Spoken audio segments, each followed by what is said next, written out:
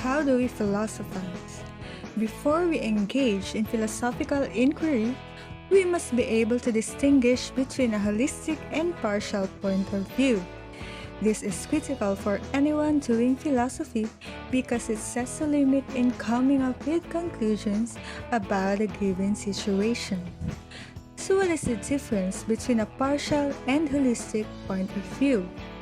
Partial point of view looks at only a limited number of aspects of the given problem or situation. Here, conclusions are made based on considering some but not all sides of the problem or situation. For example, a teacher scolds student A after student B accused him of stealing her pencil case.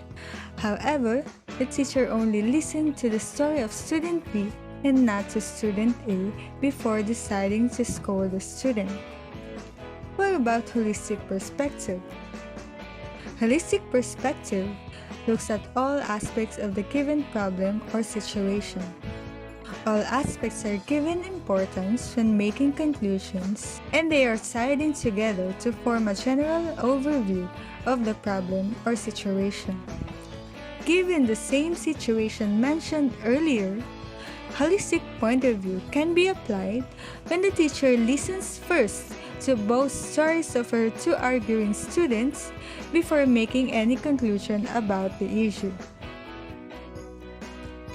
Looking at the characteristics of holistic and partial points of view, it can be concluded that using a holistic perspective is more desirable in doing philosophy than using a partial perspective.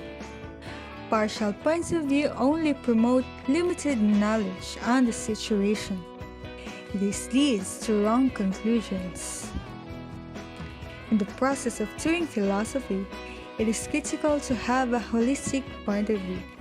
The perception of looking at all aspects of a situation first before making a conclusion. Some other skills involved in doing philosophy are critical, logical and analytical thinking, observation, and communicative skills. Learning philosophy requires learning to look into all available perspectives and work on their relationship to come up with sound, logical, and valid conclusions. In the process, doing philosophy helps one to develop the skill of broadly looking at the situation first before concluding anything.